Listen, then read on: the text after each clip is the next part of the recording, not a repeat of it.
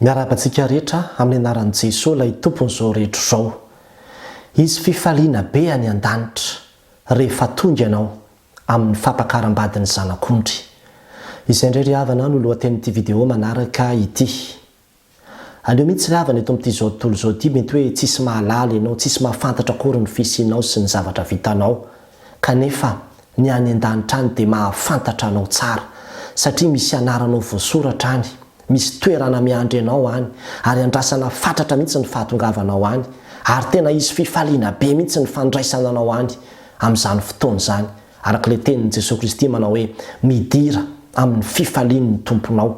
Toy izay hoe eto amin'ity zao tontolo izao ity tsisy tsy mahafantatra anao ny vazatany efatra kanefa any an-danitra any tsy mahalala anao akory.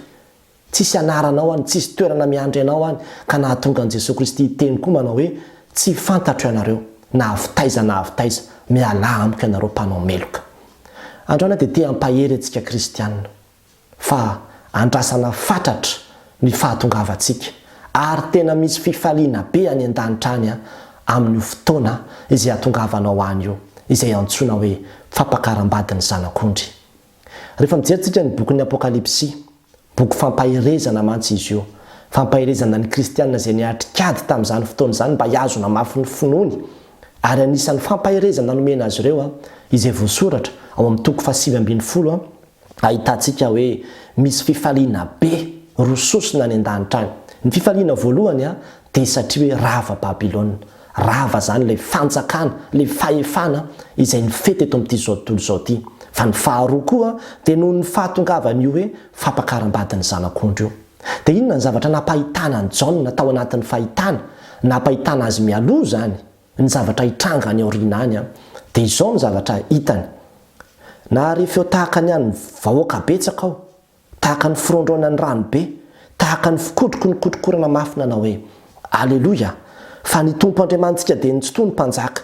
Aoka isika hifaly sy ravoravo ka hanome voninahitra azy fa tonga ny fampakaram-badin'ny Zanak'ondry. Aoka isika hifaly sy ravoravo ka hanome voninahitra azy fa tonga ny fampakaram-badin'ny Zanak'ondry. Zany hoe ilay fifaliana zany dia noho ny fahatongavan'io fampakaram-badin'ny Zanak'ondry io. Izay ilay anton'ilay fifaliana izay hitan'ny Jaona. Dia tsisy hafa amin'iren'ilay hoe manatrika fanambadiana ianao amin'izao fotoana izao dia misy fifaliana be, misy korana be, misy fiderana be ao anatin'ilay fotoana. Dia izany ny zavatra napahitana ny Jaona anatin'ity fahitana ity raha jerevantsika amin'izay fomba tsotsotra andraisana azy. Misy fifaliana be any. Inona moa ry havan'ity hoe fampakaram-badin'ny Zanak'ondry izay ampisy fifaliana be ity? Ny Zanak'ondry aloha dia mazava ho azy fa Jesosy Kristy nitondrona amin'izany. Izy ilay ambaran'ny Jaona any amin'ny toko voalohany manao hoe Zanak'ondrin'Andriamanitra izay manaisotra ny fahotany izao tontolo izao. Dia ity fampakaram-bady ity dia tsy inona fa fampakaram-badin'i Jesosy Kristy. Inona moa no tsara ho fantatra aloha? Any amin'ny testamenta taloha raha mijerytsika ny Baiboly dia mahita fa ny fifandraisan'Andriamanitra tamin'ny Israely dia nohariny tahaka ny fifandraisan'ny mpivady. Ary zany nahatonga azy any amin'ny Hosea 2 zao 7:20 sy 20 ilaza manao hoe efa nofofoko vadiko ianao ry Israely, efa nofofoko vadiko amin'ny rariny sy ny hintsiny dia ahalala. Zany hoe hianana fiombonam-piainana amiko. Niraisin'Andriamanitra toy ny vadiny mihitsy zany ny Israely dia mikarakarainy, no tiaviny, nomeny ny zavatra rehetra. Dia raha mijery koa nefa antsika ny fifandraisan'i Jesosy Kristy amin'ny fiangonana aty amin'ny testamenta vaovao dia mbola mahita an'izany sarisary zany ihany koa isika. Satria i Paoly fotsiny zao ohatra dia mazava be mihitsy ny voasoratra any amin'ny Korintiana 2:12 fa hoy izy manao hoe fa nataoko fofombadin'ny lehilahy iray ianareo mba atolotro tahaka ny virjiny madio ho an'i Kristy. Nataoko fofombadin'ny lehilahy iray ianareo. Ilay ianareo izay ambary io dia tsy inona fa ny fiangonana.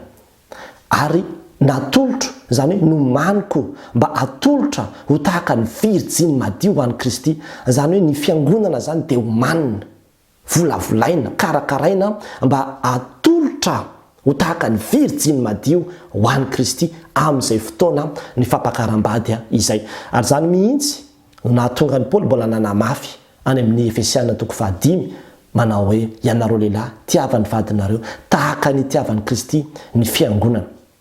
io resaka hoe fampakarambady io imbetsaka mihitsy Jesosy Kristy rehefa miresaka ny amin'ny fanjakan'Andriamanitra dia manao fanoharana mitovy amin'io. Ohatra zao Mateo 4:22 dia nilaza izy manao hoe ny fanjakan'Andriamanitra dia tahaka ny mpanjaka iray izay nanao fanasana fampakarambady ho an'ny zanany lahy. Dia ilay zanany lahy dia tsy iza fa i Jesosy Kristy ilay zanaka lahy tokan'Andriamanitra ary ilay mpanjaka dia Andriamanitra. Tena misy io fampakarambady io, misy io fanasana io. Inona moa ty fampakarambady dia iza le vady izay ho ampakarina. Tsy izy io ry havana fa isika ny fiangonana le nambarany Paoly teo hoe natolotra ho fofombadin'ny lehilahy iray isika. Dia isika zany io ka ilay vanim-potoana ilay andro izay iaona ny fiangonana amin'ny Kristy zany izay le antsoina hoe fampakarambadin'ny Zanak'ondry ary izay fotoana iaonan'izay zany manomboka eo zany dia iompi-piainana amin'izay reo hiara hipetraka amin'izay reo dia tsisy hafa amin'izao zavatra ihany antsika amin'izao fotoana izao mihitsy hoe ny lehilahy no mampakatra ny vehivavy no ampakarina dia manaraka n'ilay lehilahy ny vehivavy dia tahaka an'izany mihitsy ny fiangonana manaraka ny Kristy ka any amin'izay toeran'ny Kristy amin'izay zany no mipetraka iompi-piainana sy araka amin'ny mandrakizay amin'izay zany amin'ny fotoanany fampakarambadin'ny Zanak'ondry io. Dia tsisy hafa amin'ireny hoe manao vodiondry dia le hoe mbola tsy miseho aloha ilay tovovavy fa rehefa avy eo amin'izay vao miseho izy dia lasa misy fifaliana be dia misy tehaka satria hoe io miaona amin'izay zany izy roa dia hiaraka amin'izay zany. Dia tahaka izany ity hoe fampakarambadin'ny Zanak'ondry ity ary tena misy fifaliana be zany amin'ny fotoana izay atongavantsika any ary tsy fifaliana fotsiny fa isy hatramin'ny hoe sakafo lehibe mihitsy banquet zany moa ny anambaran'ny baiboly sasany ity hoe fampakarambadin'ny Zanak'ondry ity. Zany hoe tena isy fety sakafo fifaliana be any amin'ny fotoana izay atongavantsika any io. Miandry antsika ny lanitra, miandry ianao amin'ny fifaliana be, miandry ianao amin'ny fiderana be ary izany nahatonga ny tenin'Andriamanitra ilaza manao hoe raha misy mpanota iray mibebaka dia misy fifaliana lehibe any an-danitra any. Nahoana? Satria mitombo isa iraindray ny olona anampisa ao anatin'ny fanjakan'Andriamanitra amin'izany fampakarambadin'ny Zanak'ondry izany. Indray mandeha havana dia nisy lehilahy anankiray izay mpitory filazantsara nitory filazantsara tany Azia tany izy. Mipetraka any Afrika Atsimo izy. Ary rehefa tena retraité na vita be tamin'ny fitoriana tany izy dia nandeha nody ho any Afrika Atsimo. Dia tafaraka fiaramanidina tamin'ny filoham-pirenena Amerikanina izy. Dia rehefa tonga teo amin'ny serana mpiaramanidina dia vahoaka be mihitsy ny andron'ny filoham-pirenena Amerikanina teo. Niaraka tamin'ny banderole, niaraka tamin'ny mozika, ny tapis rouge, ny olona manakaja be dia be mihitsy nefa ny andron'ny filoham-pirenena Amerikanina teo hoe migadonao.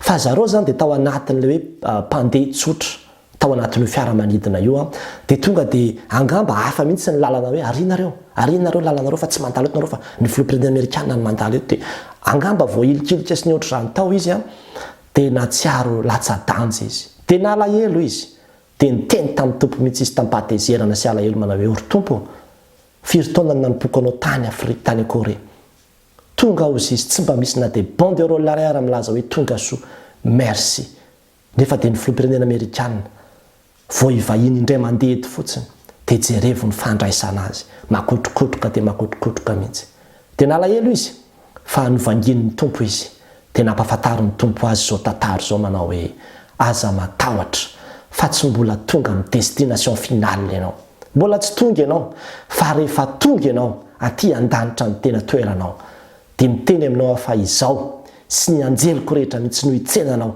ry mahery fo hiditra ao anatin'izany fampakarambadin'ny Zanak'ondry izany, hiditra hiara-onina sy hiara-hitoetra amin'Andriamanitra mandrakizay ianao ary dia tena mihoatra lavitra tsy azo ampitaina amin'izao fandraisana ny filoham-pirenena Amerikanina izao no andraisana ianao amin'izany fotoana izany.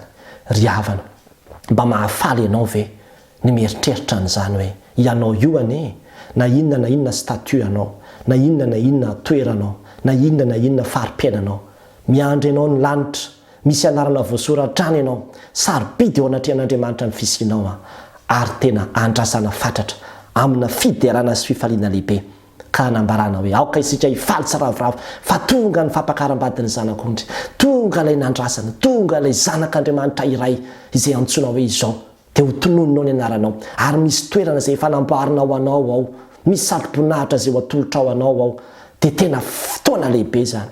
ny amin'izao fotoan'izao rehefa tonga ny filoham-pirenena na tonga ny manam-boninahitra dia misy an'ireny le voninkazo reny fa tsy azo ampitahina amin'ireny mihitsy ry havana. Ny fifaliana lehibe izay miandry antsika amin'izany fotoana ny fampakaram-badin'ny zanak'ondry izany. Izany fampaherezana izany ny fampaherezana nomenan'ny kristianina voalohany izay nialtrika fanenjehana mba hahatonga azy ireo tsy hiala amin'Andriamanitra satria napahitana azy ireo hoe miandry azy ireo amin'ny fifaliana lehibe ny any an-danitra any.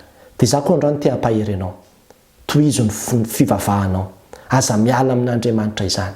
Fa tsy ny eto amin'izao tontolo izao sy niala azy eto amin'izao tontolo izao ny tanjontsika, fa efa manana toerana tsara isika izay nomaniny Jesosy Kristy eo antsika dia ny lanitra izay toerany.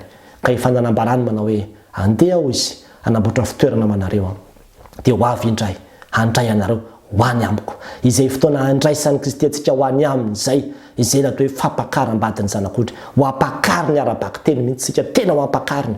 Dia tahaka an'ireny hoe lehilahy sy vehivavy mivady reny amin'izay zany dia izay no antom-pisintsika miomana isika ho amin'izay fampakaram-badin'ny zanak'ondry izay ary dia mahereza tohizo ny fivavahanao fa raha mbola misy koa ny farany dia tsy ho foana ny fanantenanao.